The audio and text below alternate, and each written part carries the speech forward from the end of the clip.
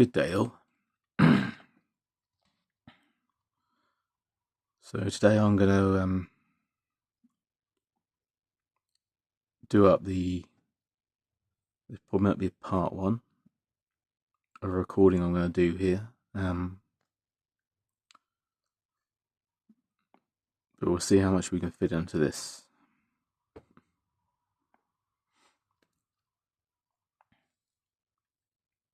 So,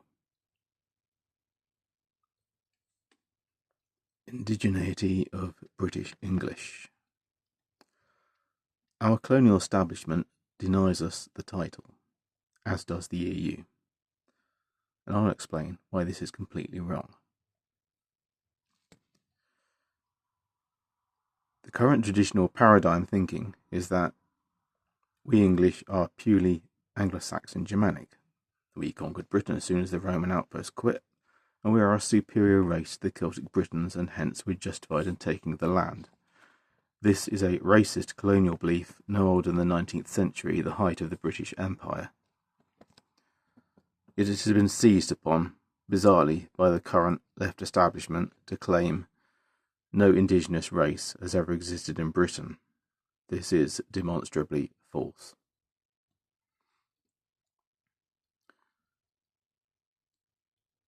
So I've got a lot to put down here, so I'm going to be referring to notes throughout this. So bear with me. For a start, there is no such thing as an indigenous people who are ethnically pure. First Nation people, like those of Australia or America, practice marriage outside of the tribe where possible to ensure no inbreeding can take place. Marrying within the clan, meanwhile, is strictly forbidden. Both white settlers in America and natives shared black slaves. Hence you increasingly find white and black folk among tribes on reservations.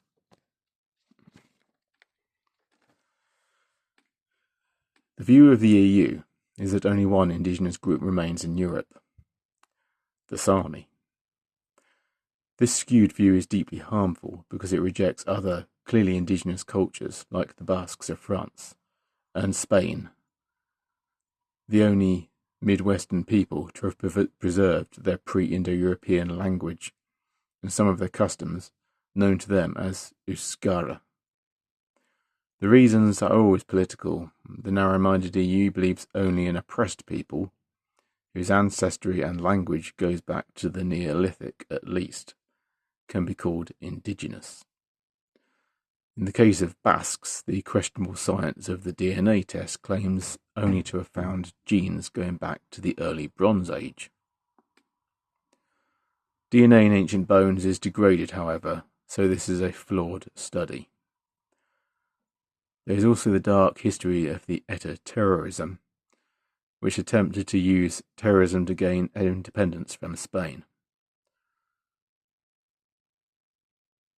One fact needs to be made clear: the Sami have only ever been indigenous to the far north of Europe and have never inhabited central and southern zones.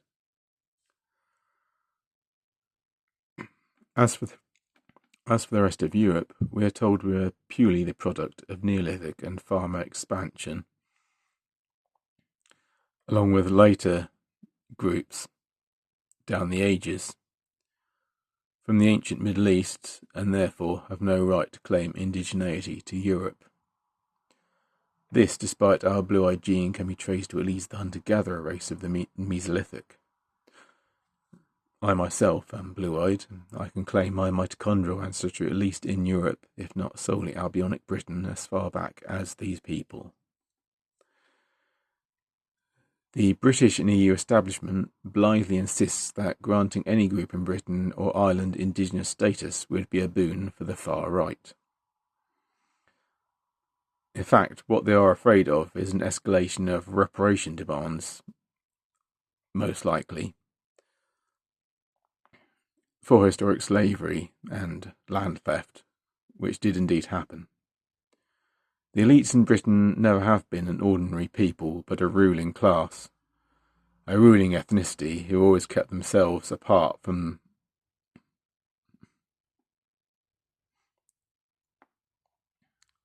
apart from those they ruled by never marrying down.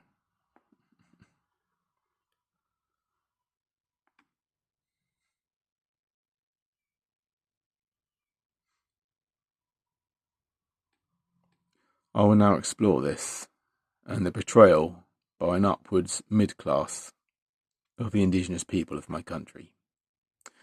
Now, despite incursions by tiny groups of Celts, Romans, who came in the imperial outpost, Saxons, Danes, and the other negligible movements of French, Dutch, etc. peoples, ancient European genes of both Meso and Neolithic races travelled and returned to indigenous places across Europe and the British Isles.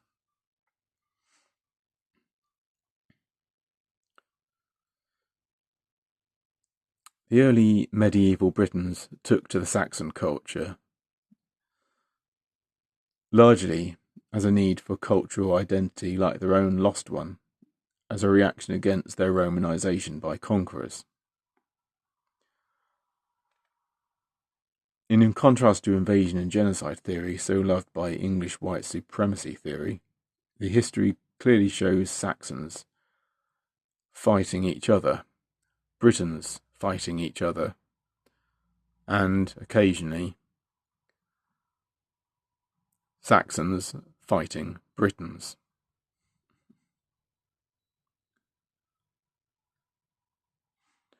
All in a millennia-long civil conflict for unification, largely driven by the foreign religion of the Christian Church. The conquest of Britain by the Normans in 1066 was the greatest cultural takeover of the British Isles since Claudius's Roman invasion in the 1st century BC.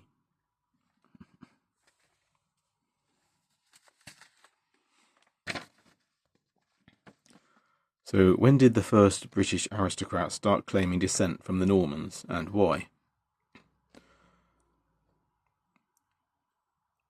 Well, to put it in a nutshell, the British aristocracy, right from that day of the Norman conquest in 1066, was Norman and has continued to be so. They stole all native British lands, starting in England, then in Wales, then Scotland. Eventually, they moved to Ireland. While wealthy British nobles had intermarried into the Normans, most native Brits were deeply marginalised, especially among the English, and pushed into the ranks of poverty by the 1180s.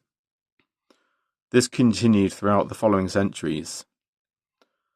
It played a large part in the start of the Civil War, an attempt to throw off the Norman yoke of the aristocracy. It was done to, 1, legitimise the taking of our land, 2, to oppress and racially separate native Brits from the Norman aristocracy, 3, to force our free noble women to marry and have children with Norman men to help facilitate the further taking of native land. By the 15th century, other nobilities had crossed from Europe, French, German, Dutch, Irish, to join the aristocracy, but the structure of the Norman system remained the same.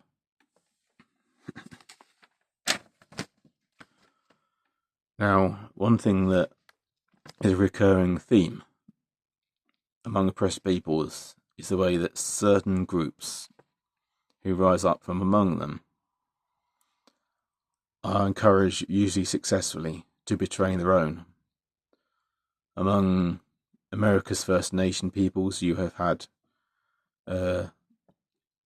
members joining the American Army, where they would take part in the sort of post-colonial behaviour activities within.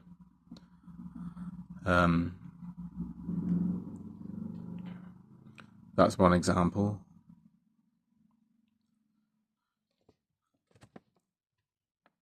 And so, with the civil servant class,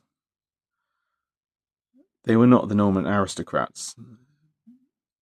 They were among our own people.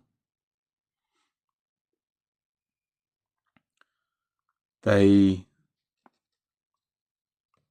arose from groups who entered the trading system.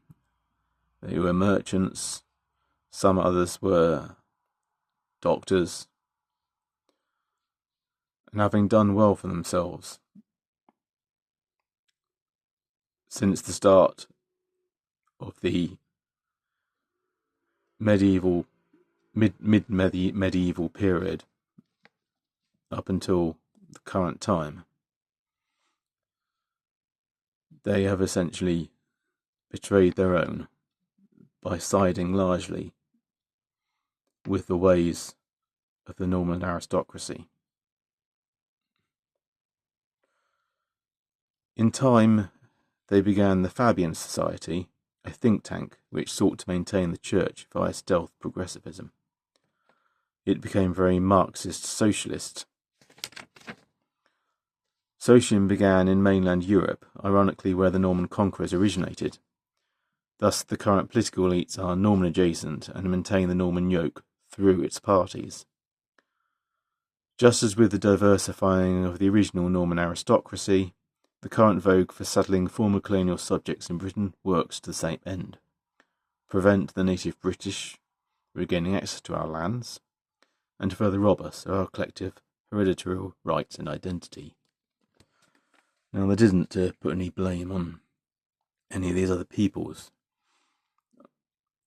It is a good thing to live in a very diverse society. What the issue here is how the people in charge must put inside our minds this idea that we are not who we want to believe we are, and that we are to believe that we are not what we actually are. This is a sign of a system continuing down a certain route, and I wish to explore this perhaps in another video. Anyway, if you enjoyed what I introduced you here quite concisely with this vid, do drop a like. That is very important for me to get those likes, so I know that there are people who have definitely seen this. And definitely share it if you feel that there are others who